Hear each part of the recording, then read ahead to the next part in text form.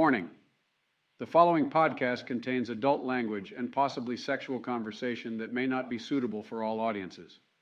Listener discretion is advised. I guess that means anyone who likes ice cream, it's bedtime. The views and opinions expressed by the hosts and guests do not necessarily reflect those of the podcast or its affiliates. The content discussed is for informational and entertainment purposes only and should not be taken as professional advice. These are professional retards, not psychiatrists for your fucked up sensibility or mental illness. Please consult a qualified expert for any specific concerns or questions. Thank you for listening, and if you are one of my precious little snowflakes, go get some minty chip and some of that good-smelling kids' shampoo. We aren't wanted here with these men.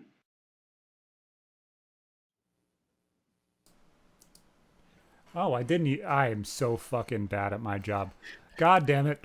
I didn't even change the name. Fucking hell. Yep, it's been one of those days. How's it going, Brad? We are live, and I get the gray fucking pop-up. Yep. It's one of those days, man. It's one of those days. It's all good. It means you're alive, right? Can't live without challenges. So your show's a little different than yeah. It's been a long fucking time. Brad is actually one of the first people I talked to in this space about podcasting and stuff like that. And he was surprised with how far I was last time. And I was like, yo, well, I guess I'm doing something right then. Yeah, who gets sponsored by KFC and Adidas 4 episodes into anything? It was definitely Reebok. I wish it was Adidas. Adidas would have been sick. And definitely was Blue Chew. I think both of those were probably what it was. I could go back and look, but it's probably not even. But affiliate marketing at its finest was a great way to look like a normal human being that was running a podcast, and nobody really knows how to make video back then. It was all only audio. Well, I recorded videos and was trying to leverage that into something, but I didn't really start going full force with videos and stuff until probably about like 2.5, 3 years ago. All right. And goddamn, it's grown crazy since then. It's been a time and a half. Yeah, I truly am proud of you. I really am. Like what you've been able to do with this has been incredible, man. Oh, it's getting to be a really, really weird spot. I have an interview next week about all of this shit that I kind of dealt with from like childhood and all of that stuff. I have that TED Talk that I'm going to start talking to Frank about. I have YouTube videos with some of the craziest voice actors I've ever heard of trying to get that stuff done. There's too many things going on all at once for me genuinely to be like, yeah, just things. I hear you. Every day is a new bag, right? Also, congrats to Brandon Herrera, guest 2 episodes ago. Just announced he's running for Congress. That motherfucker's gonna end up winning. Cool as fuck. Brandon, you're gonna win that shit. But yeah, that was a cool fucking thing. He announced literally the day after we did the podcast. I was like, oh wait, well, I didn't know anything about that. Did you get the residual like YouTube bump off that? Oh, my boy shared it like 2 days after he announced. I was like, dude, I love you so much. That was so cool. Right on. I was like, I want this he's like, I see your grind. Just let it be. You got this. And for the past 4 weeks now, I've had videos that have reached over 1,000 views or so. There you go. After the channel dying because I wasn't able to put the time and effort into it. So everything's now just kind of slowly trickling back in and starting to regrow and everything else. I hear you. YouTube sucks. Yeah, it really does. But it does. Like my shorts at least are all right.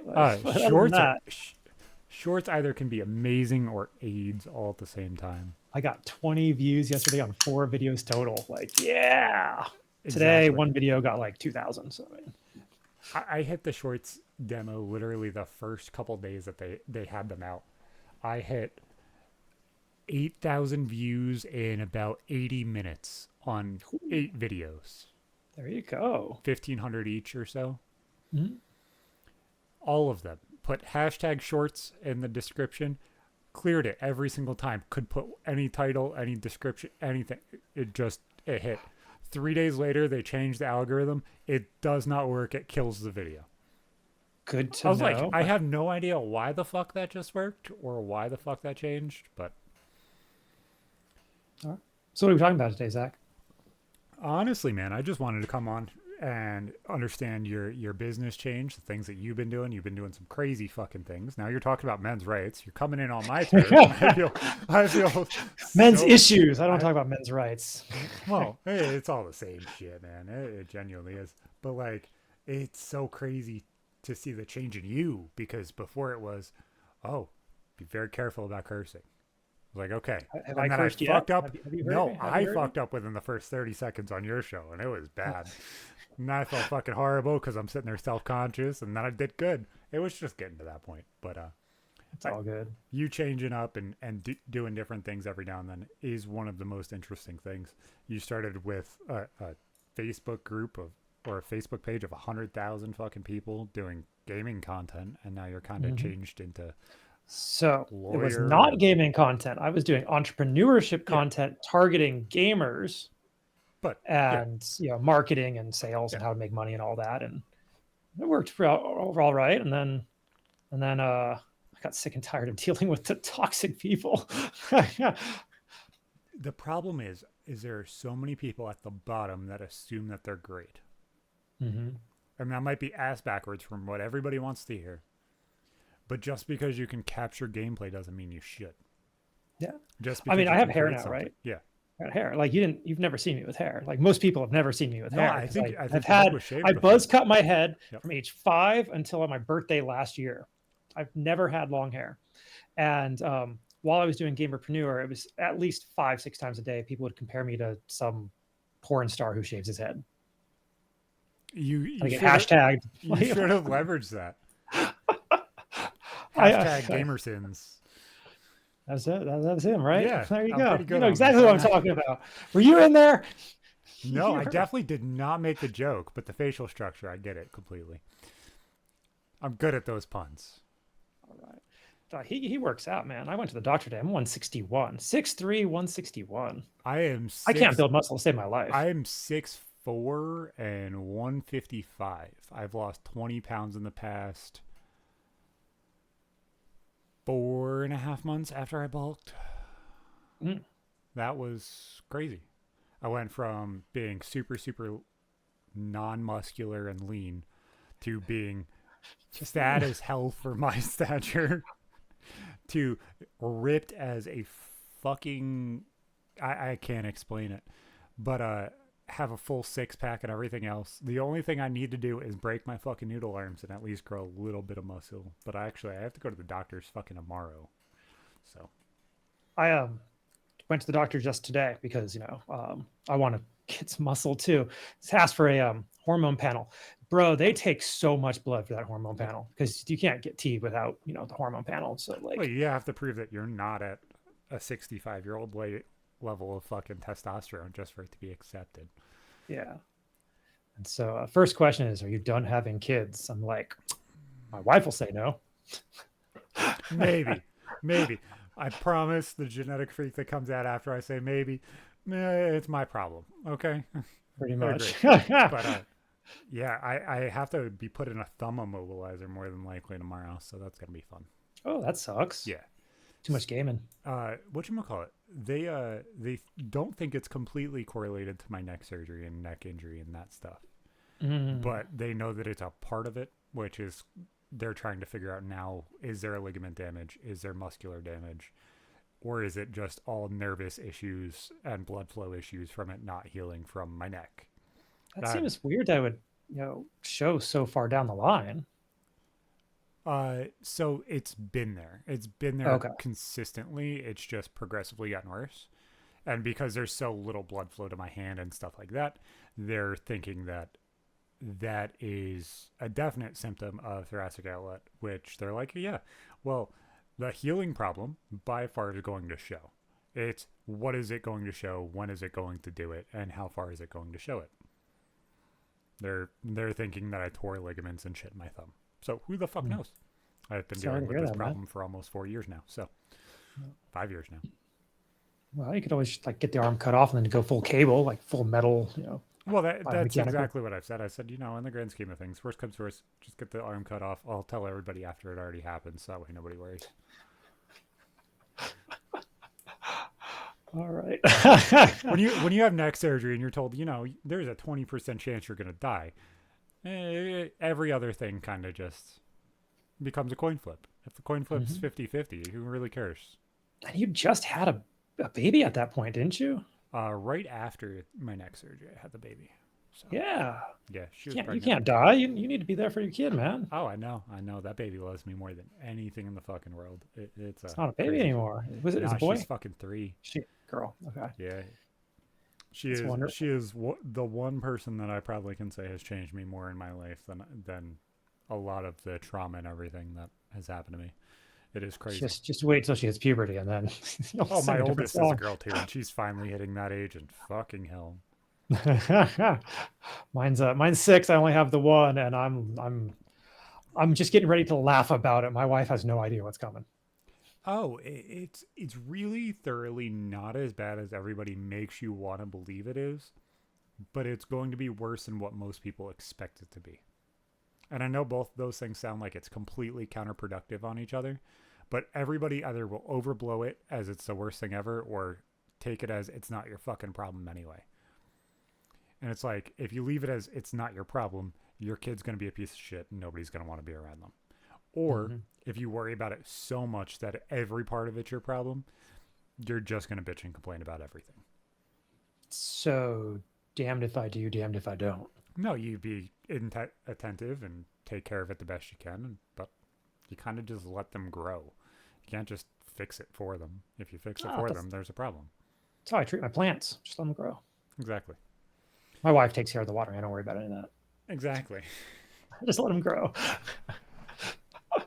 So, what have you been doing, brother? Because obviously, from the gamerpreneur, you had a really really interesting business model that I thought of being able to teach all of these toxic little shitheads how to kind of hone in on what the hell they're trying to do. But it seemed like nobody really was leveraging that and kind of using that in the way that we had conversations about and stuff like that.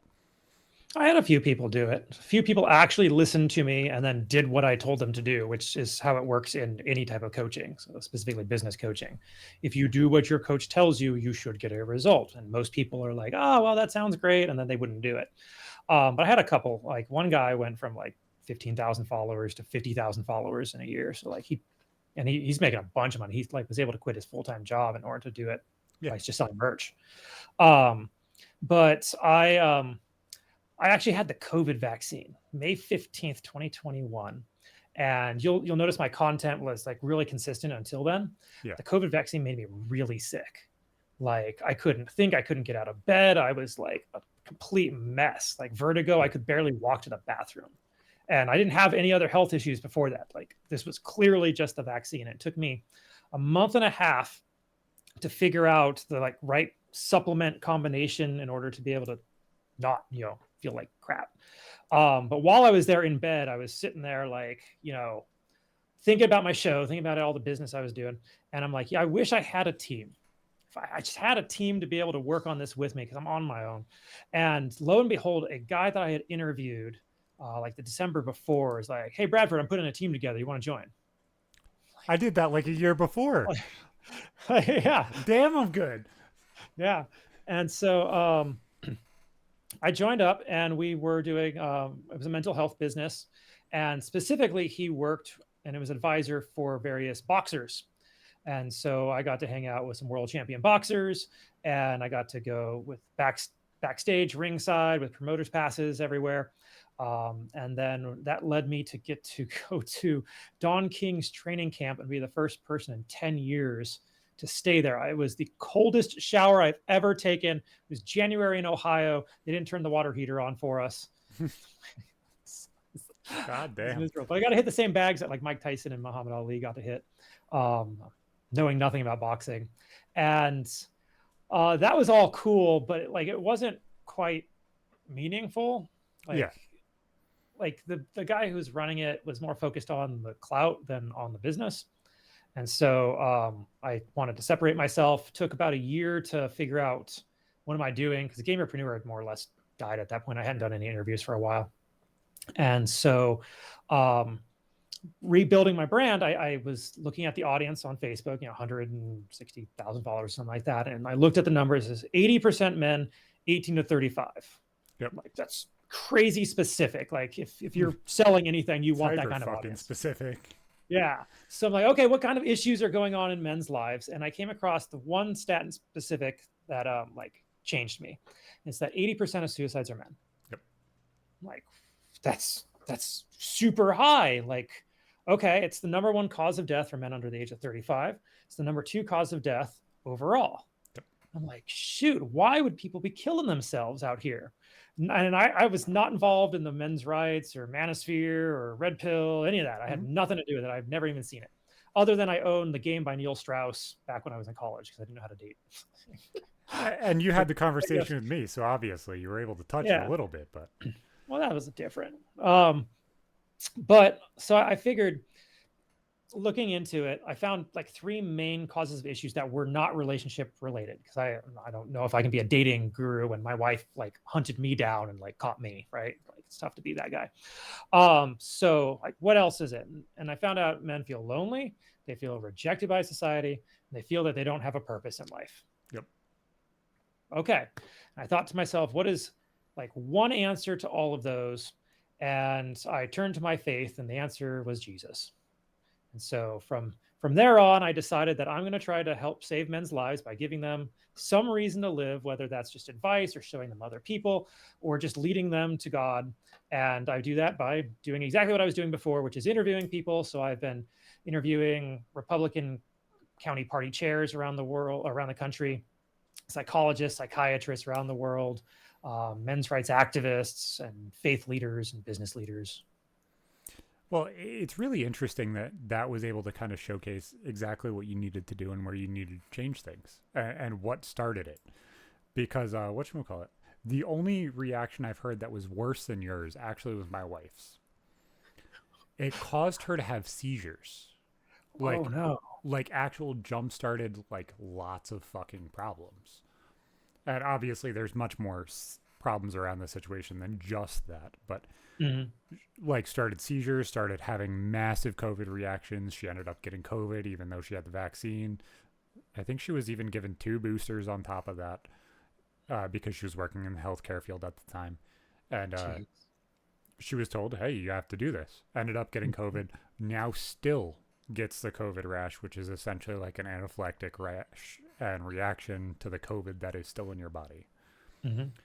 That is the only one that I've heard that's worse than that reaction. When I got COVID for 2 fucking days, it literally felt like I could not do anything. So I did the man thing and forced myself to sleep and kind of just pushed through it. I had the worst migraine I've ever had, and I kept going and kept going and kept going until I knew that I was kind of okay. And then I was like, okay, well, now I'm okay enough to be awake. Yeah. That migraine, I had that for a month and a half. Yeah. And it's bad. I could not think. And I'm like a smart person. I've always been a smart person. Like, not being able to think was bad. It's like the worst brain when we're all fog done and with the this, worst I headache. will send you the regimen I took. Yeah. It's antioxidants and anti-inflammatories. And maybe it might be able to help your wife. Whatchamacallit. But the stuff with men has always kind of been the thing that really kind of made me care. And that might sound really fucked up, but like coming from somebody who's attempted suicide or thought about suicide since I was fucking 4 years old, making it so that way other dudes out there aren't feeling that same exact fucking thing, or giving them a light or showing them, hey, you're not fucking alone, is the most important part of everything that I do. I will let myself bleed in front of you so that way I can show you this story, or I can show you that story, or I can show you where I was hurt in this situation or that situation, with not even like a bias towards myself. Just kind of just showcasing exactly how it is and kind of showing how I leveraged that into who I am, what I am, and what I want to do. If I can't do that, if I can't be that open, I can't do what I do. And I mean, really, if we could just open up, and not just us, but the people who are feeling that way, if they could just talk about it and not feel like they were a wimp or a weak or any of these things that we impose upon them. It's not only that though. And this has really kind of been a realization for me in life, not just kind of content wise, is you can sit here and be open, you can talk, you can sit here and say the things that you want to say, but that might not correlate into everything being accepted or listened to by another person. You could say that everything's wrong. You could say everything is a problem here, there, this, that, and the other. But that doesn't mean that that person's going to understand, respect, or acknowledge even what you're saying. Sure. When we treat men's mental health like we do females' mental health, it does not fix their problem. It is still No, I actually had a guest on. He was he's a psychologist, and he said it's totally different. The way they teach psychology and how to be a psychotherapist is directed towards how to treat women. So when you're trained, you're taught how to treat women, not how to treat men. And he had to figure out how to do that himself. like a lot of guys just want to understand how they can get respect out of a situation, or have that level playing field, or understand where you're coming from. It's not based on feelings. It's more based around the facts and thoughts towards it. It's based off of that trust and respect, not based around the love, care, and whatever the fuck you want to give. It does not matter. Yeah. You don't But have to society validate my feeling. is not built in order to do that. They No. do not want to see that. And that is what I've come to learn since starting to do this, and just trying to even bring up any of the issues like, oh, domestic violence, oh, women are beat so much. 70% of non-reciprocal domestic violence is perpetrated by women on a man. And there's Could be more. And there's a lot of things that a lot of people will not take into consideration in a DV situation or in situations around that. Anybody saying, oh, I'm going to die if you do this, or I'm going to die if you don't do this, or I'm going to go drink myself to death, or whatever, that is abuse. It's emotional manipulation. Yep. It's horrible. And, you know, this is, I've been so confused doing this content. Like, because to me, I'm very fact-based. I used to be an attorney. Yeah. You know, talking about my long, windy path, right? I used to be an attorney. And so the facts win you the case if you don't have the law on your side. Well, here the facts are all on men's side when it comes to pretty much every single issue. So here's a fun fact. So men die of every cause more than women. We suffer more health effects on every cause than women. In the past 50 years, there have been 15,000 articles published on PubMed that mention women's health, and 1,500 that mention men's health. Why aren't we figuring out how to keep men alive when we die more from everything? Because in the grand scheme of things, if you look at it this way, men are more likely to live it like it is a throwaway account. We are more likely to be given a situation and be like, at this point, I no longer give a fuck. I'm going to drink. I'm going to drive my car 120 miles an hour when I should only be driving 60. We're more likely to be doing the more erratic and exaggerated things, on top of doing things like not going to the doctors because we don't fucking care enough because my toe hurts. You know what I'm saying? That's the last one to the doctor. I hear you. Like that's the point. Like the last time that I went to the doctor was for my neck. That was 4 or 5 years ago. Like that's making sure blood flow works. You know what I'm saying? Yeah, those wellness checks are free. But as a whole, it's like, why? If everything's okay, or it's little small things like, oh, I have a hangnail, why the fuck am I going to go? Why don't bring that up, because then that becomes a real appointment. They charge you for that. Yeah, exactly. But that's the thing, is like, at what point is it just a normal situation of, hey, they don't, which is why it's normally a problem. I don't have a good answer for you. Like, I don't personally believe in the whole patriarchy thing. The whole system is designed that men have to be this and women have to be that. Like, I don't believe any of that. I don't agree with it either to that level. Like, I don't think that is how the entire world is made and how it's run. I think as a whole, things fall into certain circumstances, and the way the world works in certain ways is because that is the way it works. It wasn't made to work that way. It just does. Not to mention, there are actual real differences between men and women. Like I remember back on years and years ago, I was watching, I think it was TLC, the channel that doesn't actually have anything learning related anymore. And they had a show called Brain Games. And they had an episode about men's brains and women's brains. And they had them each do different tasks that the other was good at. Yeah. And lo and behold, men are bad at women tasks and women are bad at men tasks. Oh, look, we're different. But you can't say that right now. Otherwise, you're a misogynist or you're chauvinistic. No, you had a show like Survivor or like the Challenge on MTV and stuff like that. And a lot of the time, when they would do a physical challenge, it's not equal, unless Never. it's in between this situation where it's like one of those questionable things where it's sort of physical and sort of mental, and like there's just more correlation to different parts of it. So then you see things like the challenge start adding mental tasks into the final. Oh, go for this 30-mile run up this way and then do a mental task, and then you stand there all night not sleeping. Hmm. Like the more mental level that you put into this instead of physicality, there's differences there. And people execute on different levels in different places. Milo Yiannopoulos said it on the podcast that I produce. He said, nothing is stopping a woman from being a bin man, a garbage man. But why do we want to live in a country or a world where every woman has to be a bin man? We don't. No. Men are better to follow. do that, so why don't we just let them do that? And that's what they end up doing. Nobody's stopping females from going and doing it. It's just that's the way the world works. Why are we bitching and complaining? Like, Exactly. if you want equality, then you want equality across everything, not just where it benefits you. And if you're going to keep saying it only can benefit you, you're the fucking problem. Well, I'm going to pose a question. What does equality mean? The equality that they're asking for is not equality, it's equity in answer when that's impossible to predict. There you go. And that's the truth right there. It Quality of absolutely opportunity is what matters.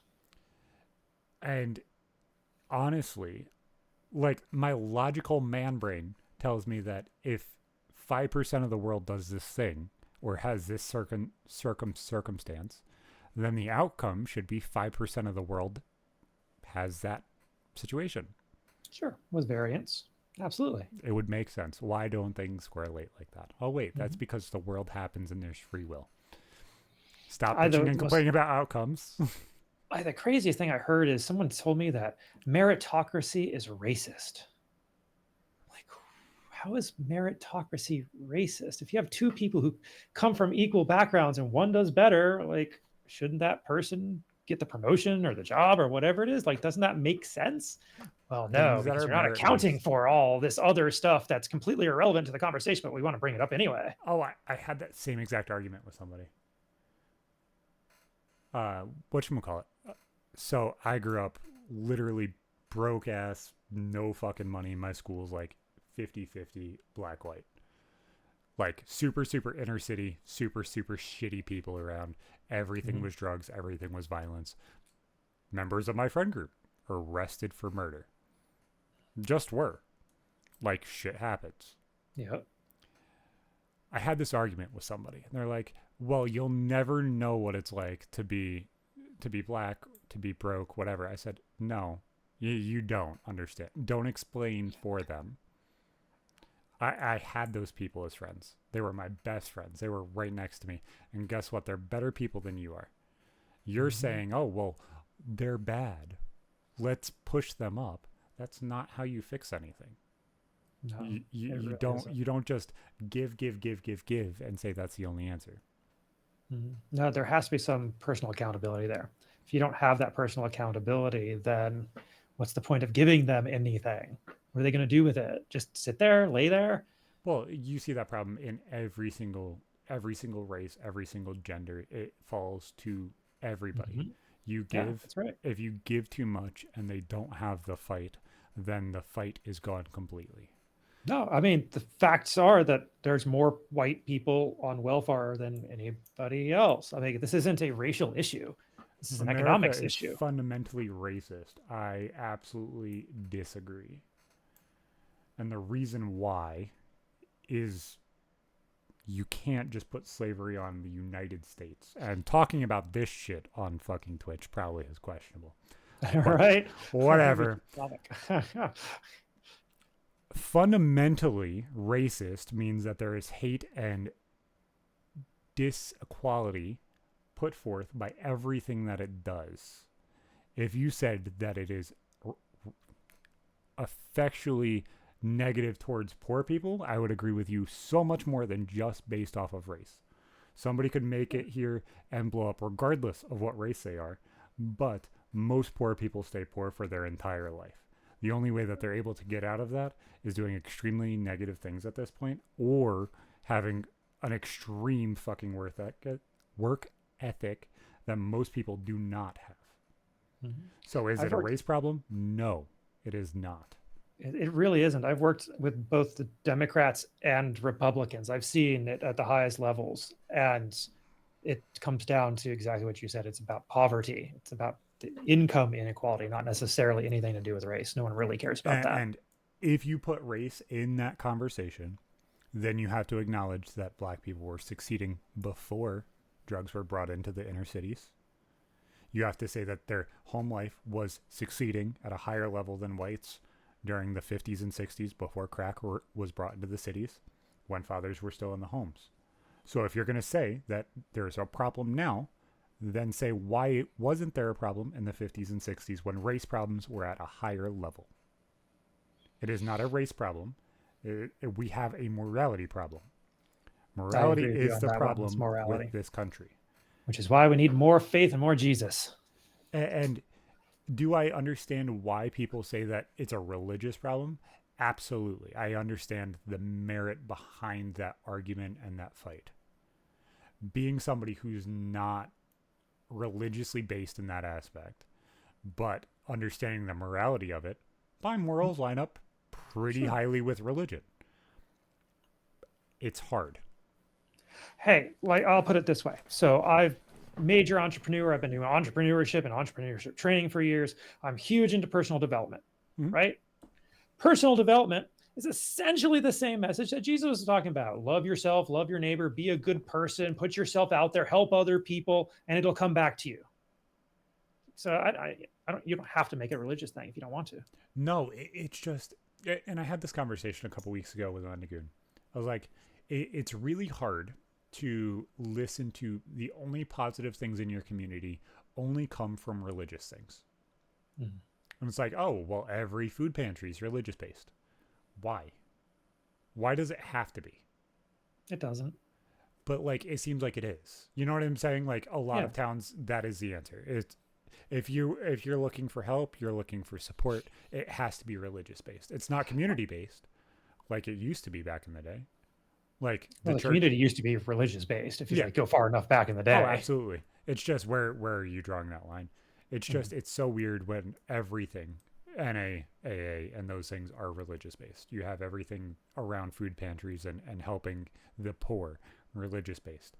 And it's just like the only way that these people see an answer out is religion, which would benefit them if they had the morals. So then they go in the cycle of, well, my morality doesn't fit this. So then they have to either change their morals to me, and we're seeing that problem play out now, or we're seeing massive problems with backfighting on the morality within homes, morality within cities. So I don't have a great answer for you on that. I can tell you I got to interview an associate professor of psychiatry, I think it was last week. And the statistics show that if you have higher religiosity, you are less likely to commit suicide. So I don't know if there's something there. Like the fact that you say that most food pantries, most social services, community-based social services are religious-based. What does that say about people who are moral but aren't religious? Why aren't they helping? That's my question internally, at least. Like, if I'm able to help, I help. Yeah. If I'm not able to help, I can't do anymore. But like as a whole, it seems like a lot of people do those things within religious communities as a way to make themselves feel better almost. Because like you have conversations with them, so many of them are so disenfranchised. So many of them are just kind of going through the motions of, oh, well, I have to be a good person to get this thing. Right? And it's just like, no, you're a good person because you're a good person. Being kind and being... So I was not involved in religion before really the past 3 months. Yeah. Okay. I have a Bible. I've studied that most of my adult life. That's kind of my religion. I don't go to church. Yeah.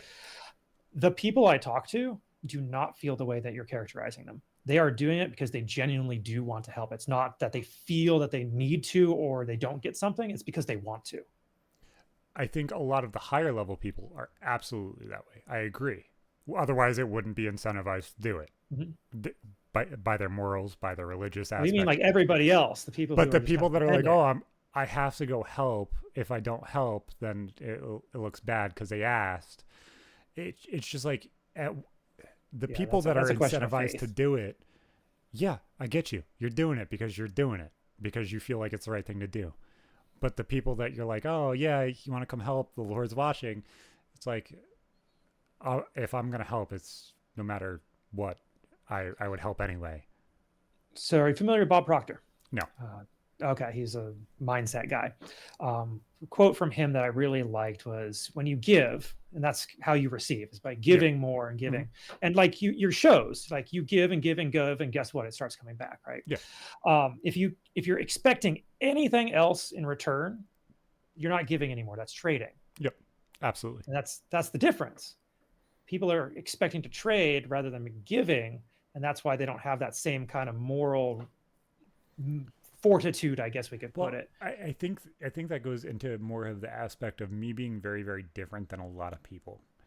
When I dealt with all of this shit and all this trauma in my childhood, it turned me from being a very, very negative person, which I was for a very, very long time until like my 20s, to where I found a lot of happiness, comfort, and just joy, even in smaller things.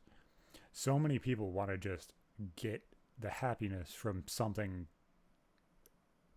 not from themselves or not from a situation that they're in, that they just kind of want to fall back to, oh, well, the religious thing gave it to me, or this did this, or it's just like you got to look for answers within yourself, not just fall back to religion did this. And it's just like, you're more than that. That's an interesting one. I really like that line of thinking. Because again, not a huge religious person most of my life, right? Yeah. This is kind of newer for me as well, which is I'm bringing guests on to do most of the talking. So that goes to like too. Psychology. I do have I have a little bit of questioning in there, which is why it's been a topic for the past couple of weeks. So this goes to psychology, I think, habit formation. Most of what we do is habit. Something like 98% of everything we do every single day is based on a habit, which means you're doing no thinking whatsoever. So how can you say you're really changing yourself unless you're thinking? And the vast majority of people do not think. They don't. They would rather die than think, like genuinely try to figure something out. They just want to like it easy. So like the brain is like a biomechanical computer, right? And electricity is flying back and forth, but how can you change a single neuron in your head when it's an independent living organism?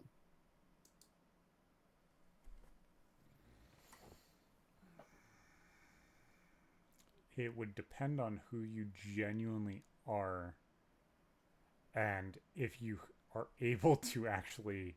I know, like consider that for a second. So if you open any biology book, right? And I'm not that kind of doctor, yeah. I'm as a lawyer. You open any biology book, the definition of a cell is the smallest unit of life. Yeah. Okay. It's an independent living creature. You're made up of like trillions of them. How is it any of this is actually working? How are they working and coordinating in this way that we are this creature able to have this conversation? Well, how is it your neuron knows to go across the chasm to that other neuron and then create that kind of connection? Well, that's explained clearly by your brain chemistry and everything else. It makes your body into a hierarchy where your brain and the chemistry that goes on within there affects everything else. So you're saying that you have faith in an understanding of science's explanation of how it works? It would be logically the answer. I mean, have you ever heard this thing called phantom hand syndrome? No, what is that? Man, I saw this on Wikipedia the other day. Just to scare my daughter. It was fun. There's a syndrome where people's limbs will just start doing whatever they want on their own. They have no conscious control over that limb. There's nothing mechanically wrong. There's nothing chemically wrong. The hand just starts going crazy. How? How does that happen? Science cannot explain how that happens. They don't know. They just have a name for it. When logically it makes sense. I don't understand how it doesn't have a cause. It sounds like it would be a trauma-based thing where either you had nerve degeneracy or you had problems within the MRIs showed tissue. nothing. I'm just saying, like, logically where the answer would be. Not right. that it's the answer, because who the fuck knows. But like, knowing everything that I know with like my neck and stuff like that, that's what they looked for. Was there degeneracy? Was there problems? Was there things being pinched off? Was there things being affected in that way? That makes it so way it's unavailable or unconnected or whatever. How you reconnect it. Yeah. So I'm not saying I disagree with anything you're saying. Like, I actually genuinely believe in all the science. That's where I started. Oh, I know. I also kind of, to the extent anybody possibly can, understand quantum mechanics and how under a certain level of ability to measure, everything's just pure probability. Yeah. And so, like, if something can be true, then it technically is true according to the math. Yeah. At some points it is, and some points it's like the probability of this working, the probability of this happening this way. It seems like it's not just math, because things have more impact. It seems like more highly. How can you say it's more than just math, but then, like, say there's no spirit there? What else is there other than math? At the end of the day, all of science is based on math. No, that's the problem that I'm coming to. That's what I've been dealing with as a person. Like, it feels like there's a lot of things that are very, very improbable of happening. Me making it out of the ghetto is one of the most confusing things in the world. 90% of people that are poor end up and stay poor. I have everything in my hands to make something. I have everything in my hands to accomplish something, do something, whatever. That is improbable. So do I say that I am the example that it's possible, or do I say I'm an outlier? And it's not possible for everybody. Is it because I am an innate one-off individual kind of person, or can people match what I've done and replicate it? That's a tough one, because that requires that personal responsibility, that self-reflection. That's like, they have to look inside and go, I can be something more. And most people don't want to think. But that's what I'm saying, is like, there are levels and questions of things like very, very face value that are just math by itself. The probability of this to happen is 25%. Guess what? I flipped that 25%. But if I keep flipping that 25%, I keep flipping that 10%, and everything slowly starts going more and more my way, at what point is it just what people call luck, or am I willing those things to happen? So another interesting study, I don't have the citation, I apologize. No, you're fine. People who believe they're lucky are more likely to be lucky. Yep. So then what is luck but belief? There's also things about that with like jokes and stuff in games like Fallout, where they're like, you know, you could play an idiot savant character. Yep. Always. Who the fuck knows what's gonna happen? We're gonna see. Like, and you have those times where everything just clicks and you get a 10 times multiplier on the XP you got because you just got a crit headshot, and you get 10,000 XP and you gain 15 fucking levels, and you're like, oh shit, what did I just do? Because now I just over leveled myself out of the area that I'm in. Now there's going to be things randomly spawning here that literally should not be here, all because I was luck. Man, like, if you're trying to get me to give you an answer to the universe, it's 42 if you want like an exact number. But it's 1 + 1 = 3, right? Like, as for a whole, extreme is 1, yeah. It's just, it's insane. It's insane the way that people see everything and perceive everything, and they don't want to think that there is a level of free will, free choice, free availability to the things that everybody says is completely either predetermined or you have no effect to. I believe in free will. I You trying think to put words in my mouth over here? no, not you, not you. I'm speaking as a Okay. whole. These other people. Those are people. Yes. No. I if I'm characterizing you, I say you have this perception, not just the base thing of this is your perception. I won't talk for you. There's zero reason for that. It's all good. So obviously we were talking before the show because you had this article up, and I got a giggle, and I figured we could flow through flow through something that happened I think like 2 weeks ago into that article you got up. So you said you didn't hear anything about the shit that was going on with Lizzo and everything I've heard else. she was making her staff do stuff, and Yeah, I don't that's pay what I was attention to talking about. entertainment stuff So like that.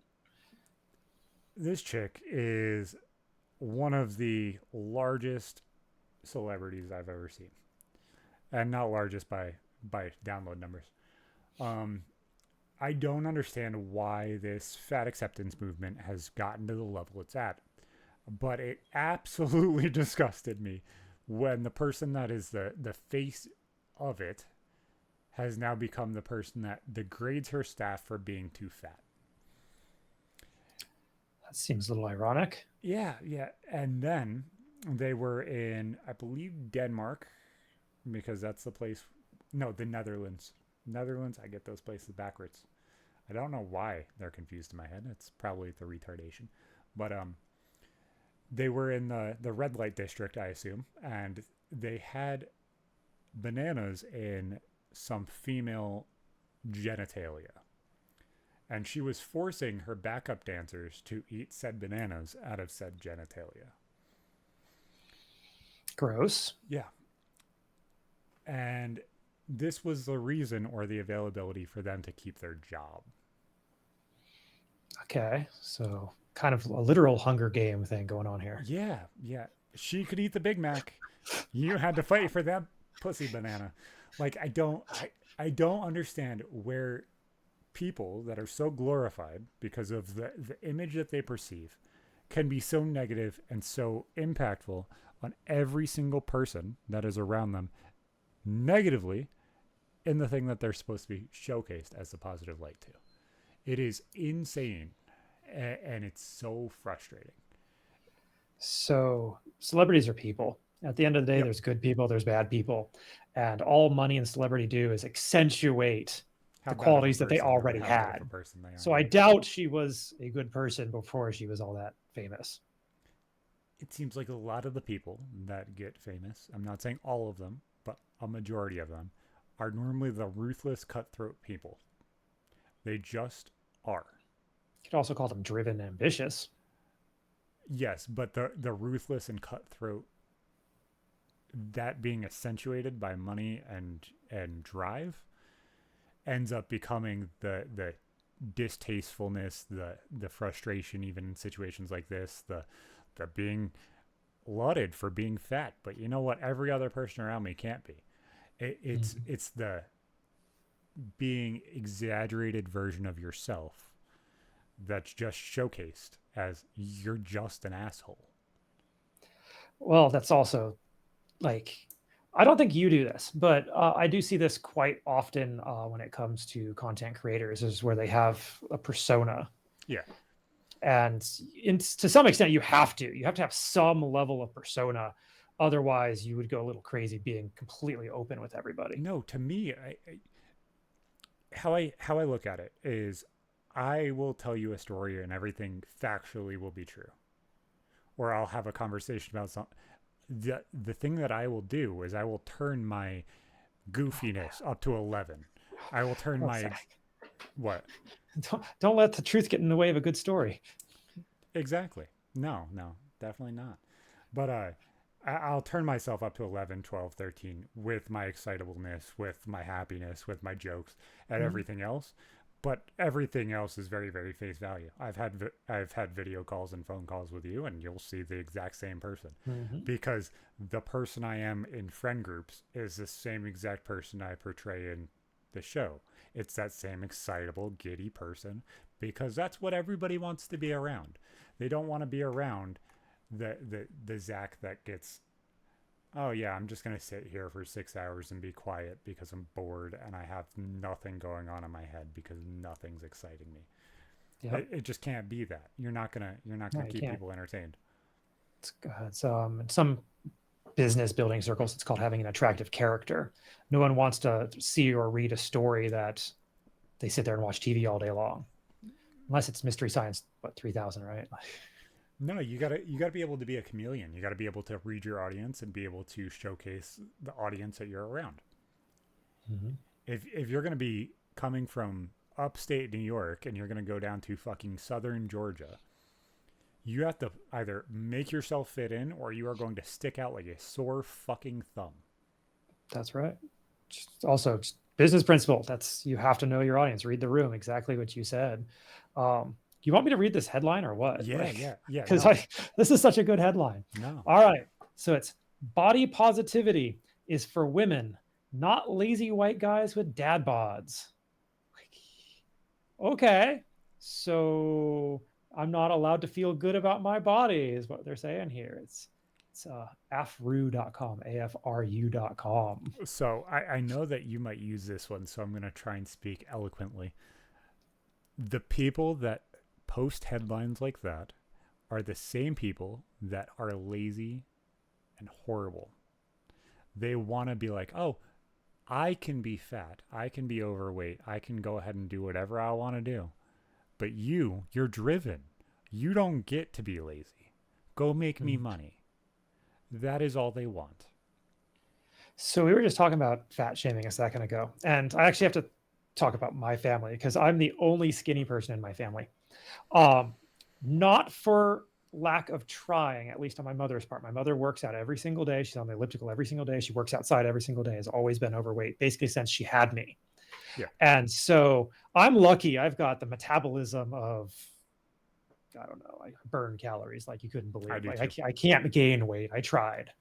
I can So eat full pizza. Like I can eat the whole pizza and then lose a pound the next day. you Somehow. have no idea how much I had to eat in order to bulk for 2 months. It was not fun.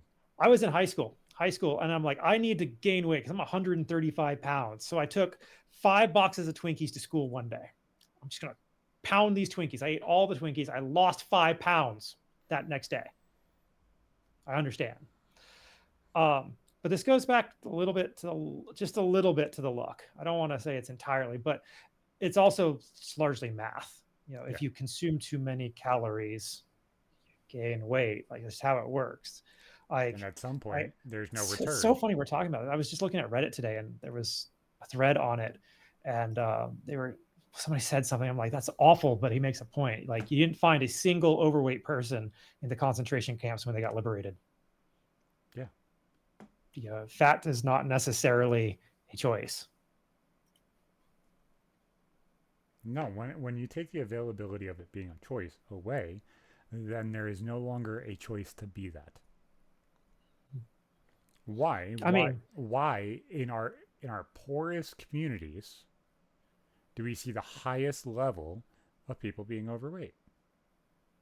Oh, I can tell you the arguments, on the social justice warrior side of it. It's, they're eating poor food, high caloric, low nutritional value. So why don't they just eat less? Or tying back into something you said earlier, actually have a want or need to do something. Mm-hmm. Everybody is looking for a purpose. If you don't have an answer for what that purpose is, sitting on the couch watching Netflix is not going to give you that purpose. Mm-hmm. If that's how you find a purpose, watching you on Netflix, you're going to be a real piece of shit. You're probably going to be a murderer, and you're probably going to love stories. Why love stories? Because it's a love story about killing people. You've never seen You on Netflix? No, I haven't. Okay, so imagine... Bro, I work all the time. I don't have time for TV. So imagine... Which is the exact point you were just making.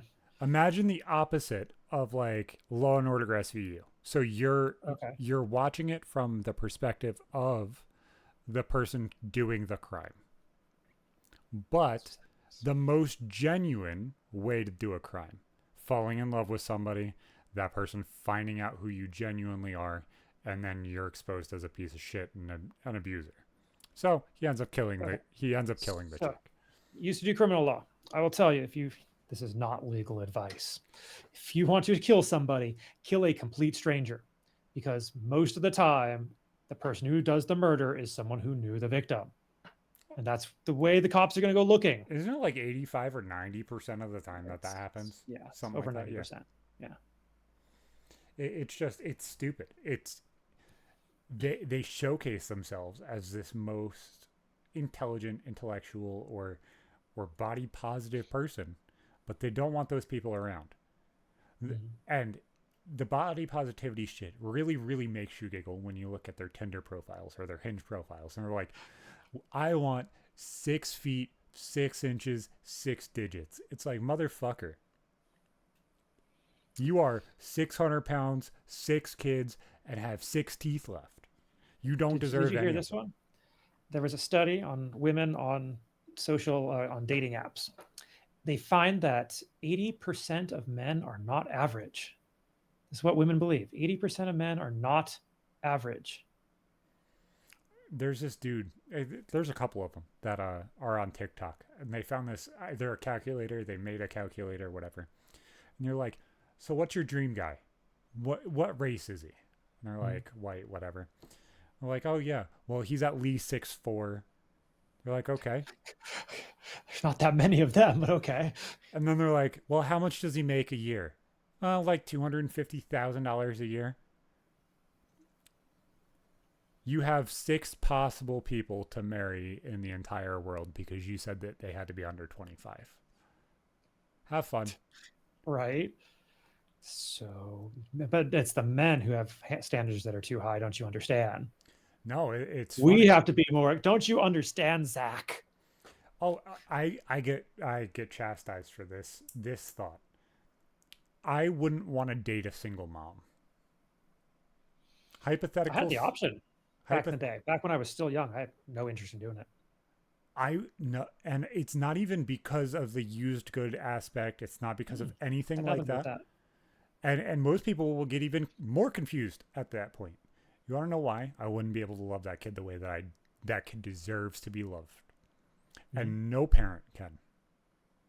And that's coming from a kid with step parents. You're not going to be able to love and care that about that kid in the same way that that kid's parent can. And you're the parent that stepped up. I promise you. That hole is there regardless of if you decide to jump in it or not. It does not fix the problem. It doesn't. I just didn't want the responsibility of raising a kid at 20 years old. At 20 years old, I had the responsibility of raising two. Right on. Power to you. But I would not date a single mom. All right. What Nope. else do you want to talk about? Where are we heading? Whatchamacallit? Where do you want to go with this stuff? Oh, wait. Back to the dad body shaming shit. Yeah. Funny thing towards that. Have you ever watched one of the videos where they're like, how big is 6 inches? And they're like, Yeah. Oh, yeah. 6 inches like that, right? no. Maybe for Ron Jeremy, It who got in trouble. Watching everybody's reactions to those things where they're like, what the fuck is 6 inches actually? It makes no fucking sense that nobody knows. You know how many things are genuinely 6 inches? Most things in your house are around 6 to 8 inches, and if you can't just like know by what the size is, you have a really, really fucked up, skewed way to look at things. Mm-hmm. Never mind the fact that the average woman 6 inches is too much. Yeah, no, I've heard that way too fucking often. Way too fucking often. Not to brag over there, right? No. I'm very humble about a lot of things. My dick size has never been one of them. I've made very, very, very inappropriate jokes during my teenage years, and it made a lot of people uncomfortable. Sadly, still was true. That's the thing is like there's so many people that are like, you know what? Make sure to take Gfuel because Gfuel will fuel you. It's like a fucking cheat code. Make sure to take Gfuel every single day, like your energy Wait, it's drinks. not just a powder? No, you can get cans too. Oh, where can you get it, Zach? Use code RMTS at checkout for 20% off. You also, if you don't want to wait on shipping, go find one of the 7-Eleven gas stations or anything else that they sell out of. I think they're in a lot of Walmarts now too. You can get most things within 2 to 3 days worth of shipping time. But That sounds absolutely amazing. I should fantastic. get some right now using your code. It's a cheat code for life. It genuinely is. The level that I feel better on when I'm drinking G Fuel instead of other energy drinks like I have in the past, it is a different feeling. No, I actually will grab some because I've tried all kinds of energy drinks. So when I used to drink energy drinks all the time, I got to the point where I was drinking 2 to 3 Monsters a day. That's just too much sugar. I was trying to explain this to somebody. I was like, I felt sticky always. Mm-hmm. Like it felt like my life was just goo. And I don't know how to explain that to somebody else that hasn't had that feeling. You just feel gross. Now consuming 0 sugar other than in foods like pastas and stuff like that, I feel so much fucking better. So much fucking better. Like I just feel clean. It feels like everything's not in sludge. You know, it's so strange because if you look at the diet from 70 years ago, back in the 50s, they ate a lot of butter, they ate a lot of meat, little carbs, Yeah. and oh gosh, they were all so skinny and healthy and active, and everybody was happy. And maybe not everybody, I don't want to say that, but No, it seems like nowadays we got corn chips and we've got Funyuns and no, crap. and it's even more in an exaggerated way. Have you heard the studies based around like the indigenous tribes and stuff, where Yeah, there'll which be studies? like none of them die from cancer, none of them die from being overweight, none of them kill themselves. Mhm. Why? It's their diet. Because they're If not. you look at the old hunter-gatherer diet, most of them lived just as long and healthier than we do. The health declined when we moved to the agrarian society. People lived less time. They had more health issues when we switched to farming instead of just going killing stuff. Well, there is a life expectancy change if you go by average. So, like if you're going by the average of hunter gatherers, you're looking 40, 50 years. Was there a hell of a lot more problems at that point? I think so. I think there was a lot more direct things that had a more impact on that than a lot of people. For sure, but I don't know. It's tough to say what the human animal was like 100,000 years ago and whether we were anyway the same. Well, you see that a lot with things like celiac disease, lactose intolerance, and all of those differences in who we are as people. But the fact that there is no cancer, that means that it is not a natural thing that happens. Mm-hmm. There is no suicide. Okay, so So what is the difference? I was going to say, I was watching a keto show. I think it was on Netflix years ago. And it actually convinced my wife to start keto, and she dropped like 5 pounds a week for 3 months straight when she did it. They were talking about cancer and how this one lady was diagnosed with cancer, and the studies show that cancer is fed by sugar. Yep. If you cut out sugar, you cut out the carbs that turn into sugar. Again, this is not medical advice. I'm not that type of doctor, but the cancer died. She went into complete remission. Yeah, it's absolutely insane. It's insane that people that are no different from you and me, the only thing is their life choices are different, have 0 expectancy of cancer. When they tell us most days, our expectancy of cancer, just because of the things around us, not even our choices, is like 40, 50%. It's also higher for men. Yeah. Like the fuck? Even though women eat the same stuff. Isn't that kind of strange?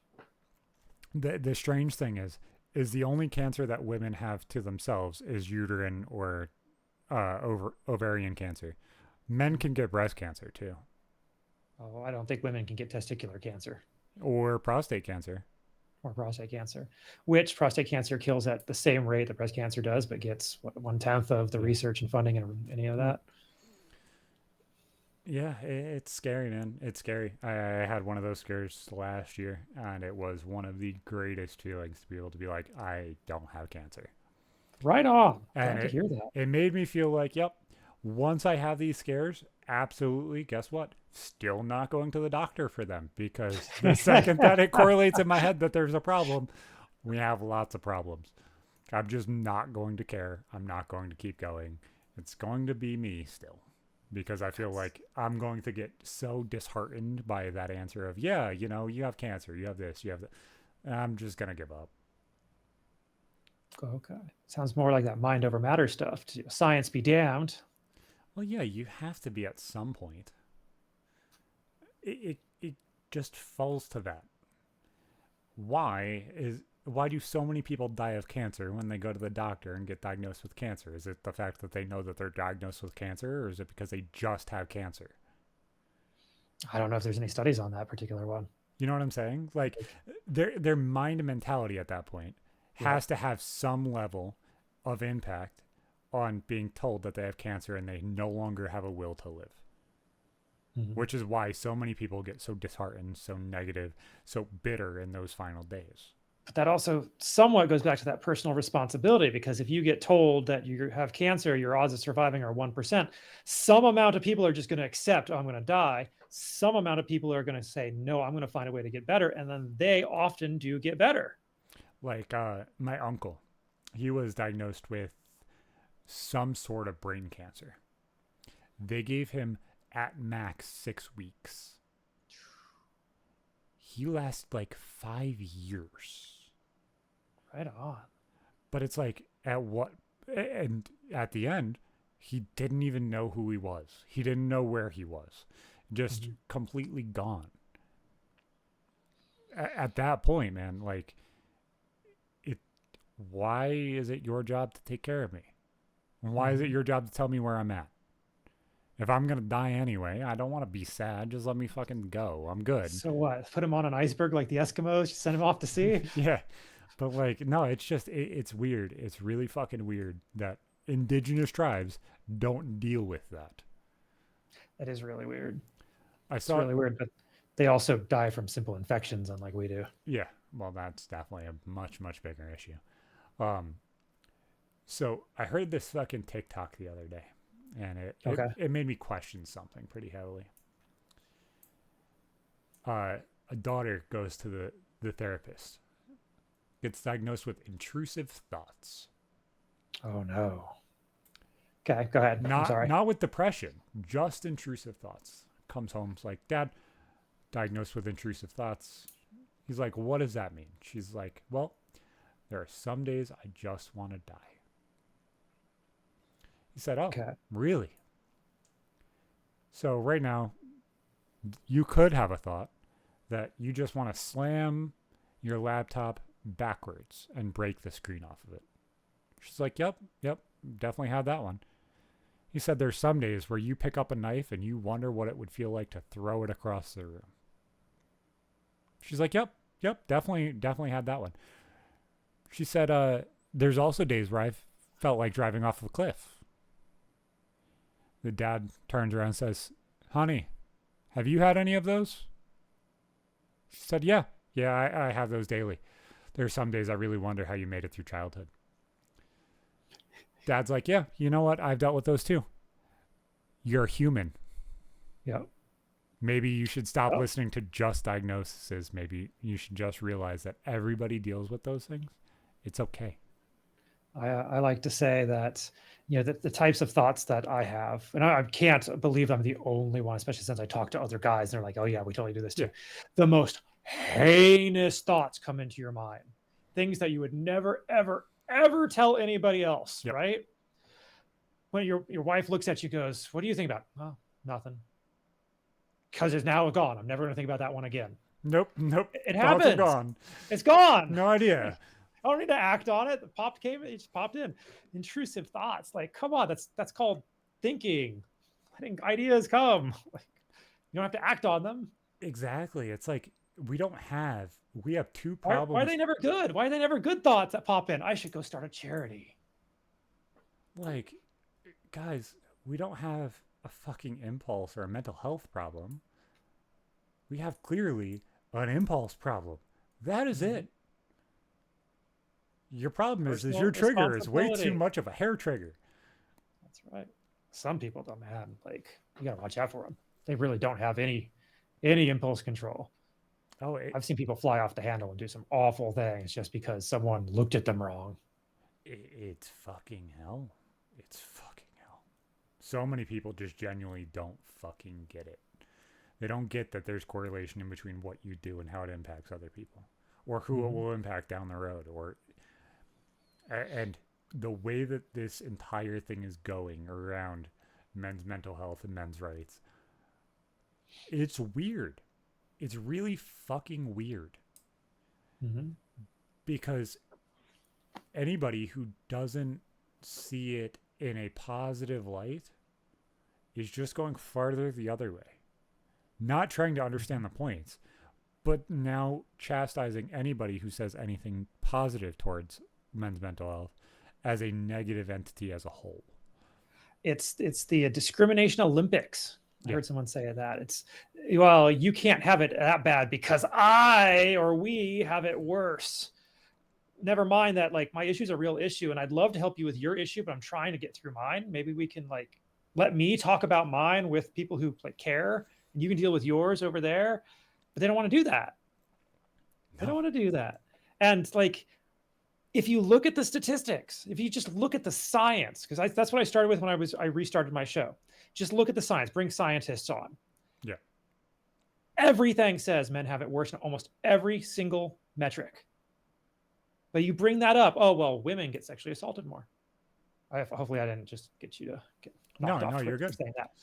But if you actually look at the numbers, if you look at past year data, so if you look at lifetime numbers, yes, women get sexually assaulted more. But if you looked at past year's numbers, the last time the Department of Justice put out these numbers, men had it worse. Well, they don't correlate jail problems, prison problems at all in any of those studies. No, never Most of them mind are that in most discounted. states, their rape laws do not define rape in such a way that a man can be raped. Yep. So are these even real numbers that they're trying to bring up? I've been told so many times, oh, you're cherry picking statistics, Brad. Like I Googled it. Like you think I'm like searching the bowels of the internet for this one study to show this? No, like it's from the government. Like, what do you want me to say? No, and they classify anything that's non-vaginal as something different than rape. Mm-hmm. So therefore, it is impossible to have that clarified at Depends on the all. state, but Yep. yeah. Like it's just it's asinine because it all comes down to just linguistics and saying all of this shit, but at the same time, you have a whole bunch of people that are still disenfranchised. You have a whole bunch of people that are not listened to. You have a whole bunch of people that deal with these things on a daily basis, and just because things aren't equal or things can't be said in a way that people accept hearing it, all of a sudden there's a massive problem. And it's the stereotypes that get thrown on us as well. Like I had some people in my comments the other day talking about how they don't feel comfortable being at parks by themselves.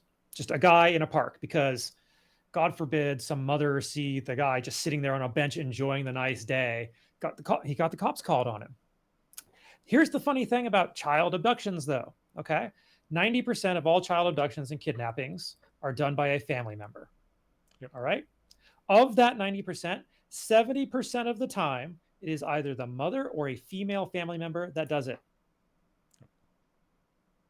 So why are we so worried about men taking kids when it's the women you got to Well, worry about? there's also big disparity in that, and a lot of people don't know this as well. If you are in a custody battle and you do not show up at the specific time that transfer of children is supposed to be, that is kidnapping. Mm-hmm. So Yep. think of how many of those kidnapping charges aren't There's usually because some wiggle room there. Like having been in a no, law but firm that like dealt if with you're that. like Like, I'm not turning over the kids, there is too many problems now. yeah. Or if you do it in the negative way, either way, whether you're doing it provocatively or aggressively, it does not matter. It is always seen negatively towards kidnapping. Mm-hmm. Yeah. And it's like, the fuck is genuinely going on? You're creating a system, you're creating a cycle to where the only answer is listen to what is provided in front of you and given to you. And if you don't, complain. Don't complain. Don't say anything. Nobody cares. Nobody wants you. Just shut up. I think about the first episode of Mad Men for a moment, because in that episode, he's Don Draper's at a birthday party for some kid, right? And somebody else's kid is acting out, and he smacks the kid because, you know, it's community. We take care of everybody. But now we have situations where guys are afraid to help children because they don't want to be seen as a pedophile. Just like, what is wrong with this society? How did we go so backwards that we can't help a child in need? It doesn't make sense to me. Whatchamacallit? There was one of those Reddit stories that popped up. Those are fun, aren't they? Yeah, I dumbest fucking content. Love it. Love it. Why these people aren't using AI voice robots to make other people's voices tell it. It would really be fucking interesting. Why this story wasn't told in a dude's voice that's not Siri. But the guy was like, yeah, so I was at this birthday party and one of the girls fell down and cut above her nipple or her titty, whatever. They were nondescript. I'm just kind of filling in the void here. But it was not uncovered by the bathing suit being on. So it was covered, but it was bleeding to the point where it needed to be helped. This guy was a doctor or an ER person and just hopped up and started helping. Which he's legally required to do in many cases. Yep. Most states you are. So he's like, he even clarified. He's like, are you comfortable with me helping you? She said, yes. They're like, hey, let's go into the bathroom. Let's go take care of it. They fix the entire problem, cover her up. Like, hey, you're going to need to take off your top. I'm going to have to help you. Do you want me to help you? Do you want to do this by yourself? Do you want me to get a woman or do you want me to help? Don't care which. Tell me what you want me. You help. You know what you're doing. Fix the entire problem. They go back out to the party. And as soon as he walks out of the door, he's chastised because he got too eager and jumped up automatically. Oh, a guy who was trained to fix things goes to fix things. Oh no. It's frustrating. It's absolutely frustrating because he's seen as an aggressive sexual predator because his job is to take care of people and fix them. This is why I'm so confused. Like, I did not do men's issues before 3 months ago. Yeah. Like, I didn't even look into it. I'm happily married. I don't need to care about, you know, the dating world out there. None of that. I just don't care. And as soon as I got into it and I see these stories, and I see these statistics, and I see all this stuff, it does not make sense from a logical, intellectual point of view. They're like, what is going on? Is it just the culture war? We've had to create enemies out of everybody in order to be able to work together anymore? Like, to me, it's that partially. It's definitely the morality issue. But it's something that a lot of women have said that is portrayed on men as the only answer for everything we do. And it's that they are sexual objects. And personally, I don't agree with it. I understand why in some cases they feel that way. I can understand, I can sympathize, I can empathize, I get it. But that doesn't mean straight across the board that is always the answer. Right. And I was looking at Reddit. I saw somebody asking, a guy asking, what can I do when I'm walking behind a woman at night on the street so that she doesn't feel uncomfortable? it's not your fucking job. It's not your job. Why do you care? Like, why are we training men to think that they have to care? Like, are you going to assault her? No, then that's her problem, not yours. Like, I remember back in the day, Which, because I grew up in the fucking ghetto, like, walking around with bandanas was normal. You know how many people get fucking scared when you have a bandana hanging out of your pocket? Like, oh, gang affiliated, guaranteed. It's like, what the fuck is your problem? I grew up in bandanas. Like, that's what we used to wear back in the day. I'm like, yeah, I have a bandana. Yeah, I've had that problem. It is what it is. You think I'm afraid because I walk around with a man? Nope. You think I'm afraid because you do? Nope. I'm going to treat you exactly the same. Why? You know who should be afraid, Zach, What? of being assaulted at night?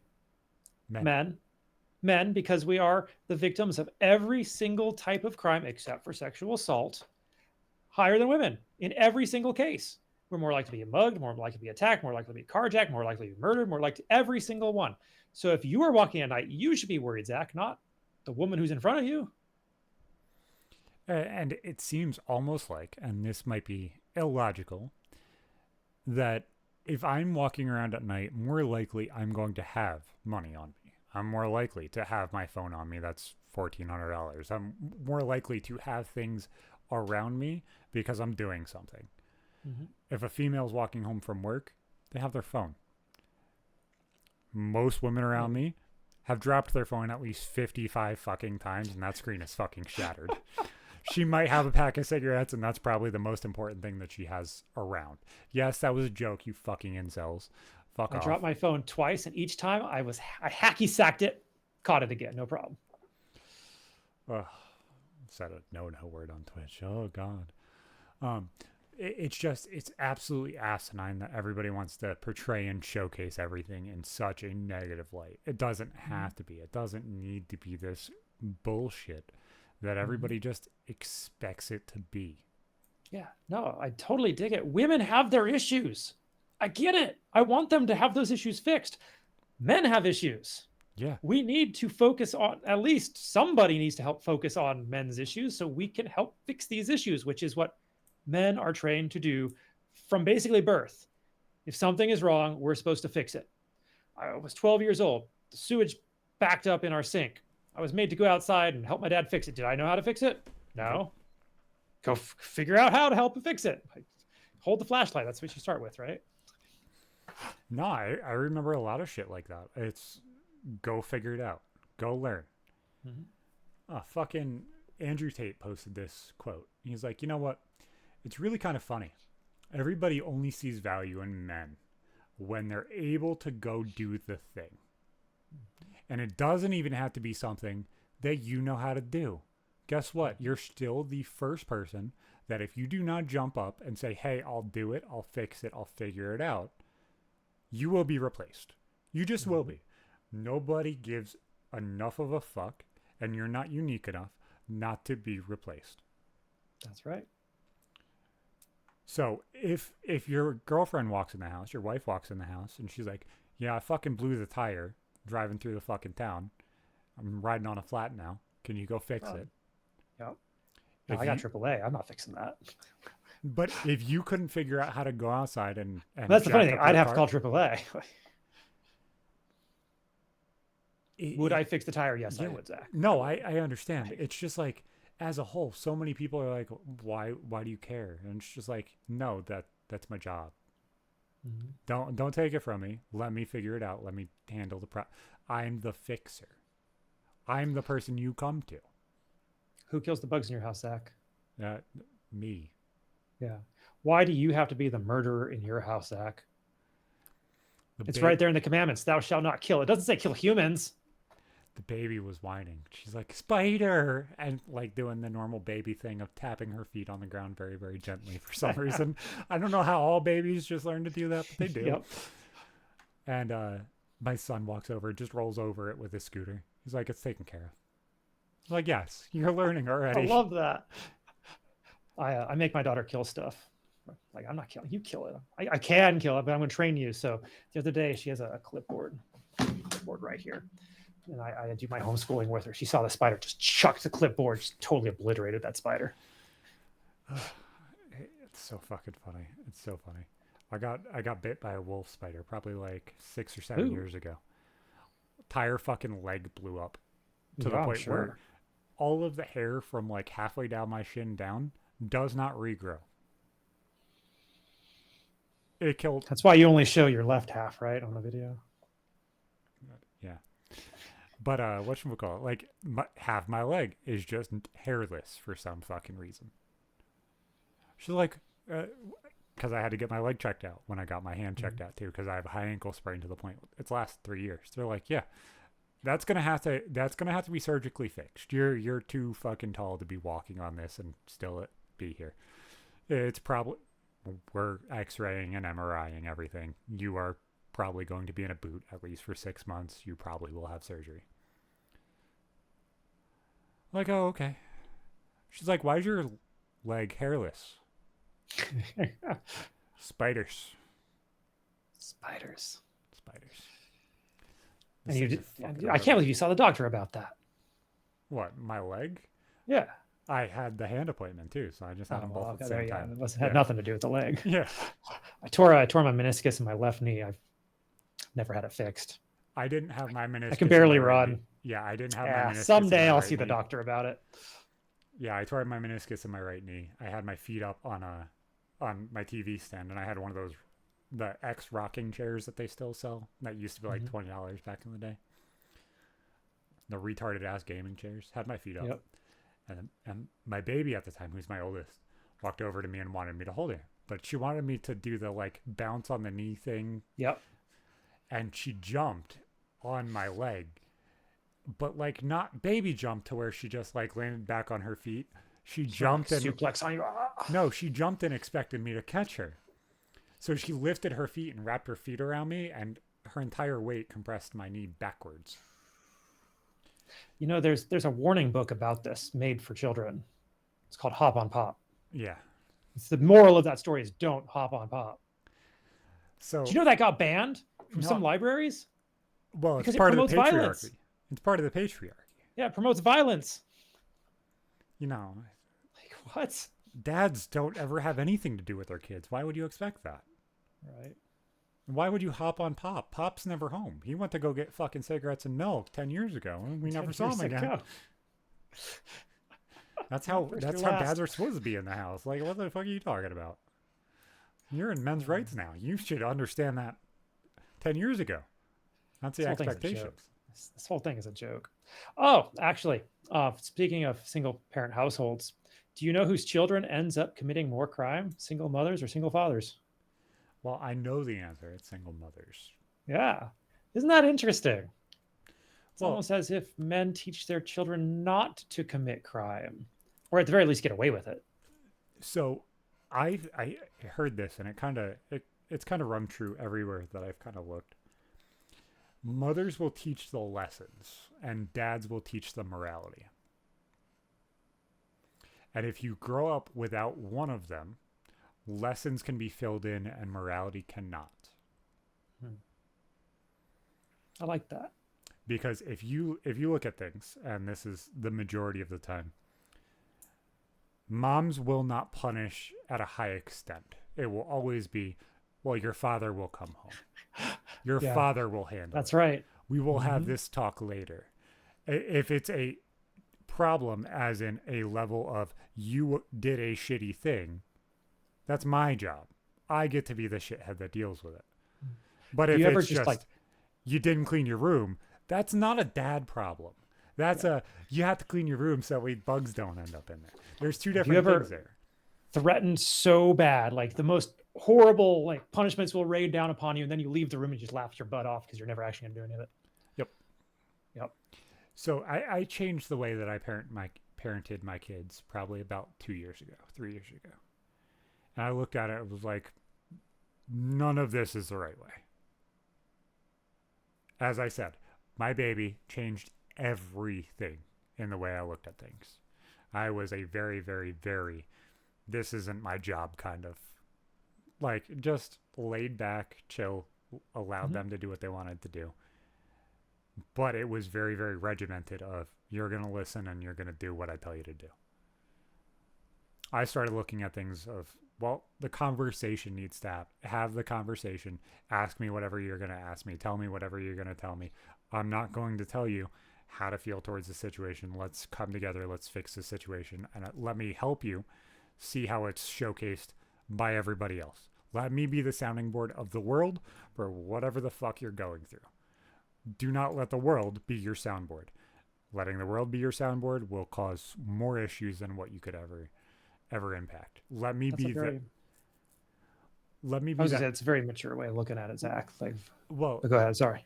with the way the world is now and how disenfranchised and disgusting it is, if you're not that soundboard or that protection in that way, the level of morality that you're trying to instill, the level of morality you're trying to showcase, will never fully stick. It will always be, well, I'm going to be degenerate. I'm going to talk about sex. I'm going to do these. If you don't want those things to happen, let me be the soundboard. Let me showcase you why it's wrong. Let me showcase why that morality needs to be there and what the problem is before the situation gets worse. So let me put you in a bind here and ask you a question. Hmm? You've been in the situation where your wife wants you to punish the child for doing something that, and you listen to the story and you realize the child was in the right. I correct. How do you handle it? I correct. I've openly not only said that I am in the wrong, but everybody else, this person, that it does not matter. We are all people. That's the way to do it. Whether you articulated yourself improperly, which obviously we're going to have a conversation about. You're going to have to understand that the way you say things and how you say things can be incorrect, but the things you say can be still correct. How you say something can make you sound like a douchebag, can make you sound like an asshole, can make you sound like you're inconsiderate, or it can make you sound like the most intellectual person in the world. For sure. It's interesting being a dad, being a man, being all of these things, then learning what it's like for men, both emotionally on the internet. Internet, it's the bastion of truth out there for how it's actually going, but also meeting people and then dealing with it and trying to understand the science behind it. This has been a new journey. It's absolutely confusing as all get out because I'm a very logical person, as you are, Zach. Yeah. And if you look at all this logically, it should go one way, but it's not going that way. It's in fact going the complete opposite direction. And you try to hey, the train's going the wrong way, and you get yelled at for saying that. No, the reason why it's going that way and the reason why it's being showcased that way, and you could look back at early 2010s as examples here. Everybody wanted to get whatever they could for free. Everybody wanted to get and be the most important thing in that whole feminist culture. When you saw Hillary Clinton start running for president and everybody's like, I'm with her because she's a female. That was the only reason, just because she's a woman. And then Obama because he was black, and then showcasing whatever tag that they're going to stick on you, whether that's poor, white, black, female, male, whatever they're going to use as that tag, that is going to dictate how much value you have in whatever argument or thing you're saying is. Mm-hmm. And it's slowly become to the point where straight white males have been so disenfranchised and so unheard that there is such a problem, not only with just white straight males, but going all the way through males as a whole, that nothing has been affected in the proper form or fashion since probably the 90s, where you have the anti-people going against abortion. You have the third level feminists saying that they were being treated unequal, when there was no backing towards that at all. Nearly everything you said, except for the word disenfranchised, which means we're losing the right to vote, which we're not. But we are being disparaged. I've heard disenfranchised used different ways. Disenfranchised means if the franchise is the right to vote. Disenfranchised means you no longer have the right to vote. Yeah, I'm retarded though, so it's okay. That's all right. Yeah, that's what I'm here for. But as a whole, it's such pandering bullshit the way that people want to uphold things. That's what it is. And we're slowly going to lose those rights. We're going to lose a lot of things if people don't wake up and realize that giving away to just mob rule, we're going to lose everything. Mm-hmm. And that doesn't matter which side is ruling. It doesn't, because at the end of the day, having been in both parties, seen the top levels, dealing with them all, they are the same. Everybody's the same. They do not care about us. They just want the power. That's all they want. Mm-hmm. But that's been Real Men Talk Shit. It's been a fucking while, Brad. Thank you for coming on. Absolutely, for sure, Zach. Anytime. Don't make it another 118 episodes, all right? Hey, It is what it is, man. It's been a fucking while. Thank you for coming on. Thank you to Gfuel. Go check them out. Use code RMTS at checkout. We'll see you fucking next time.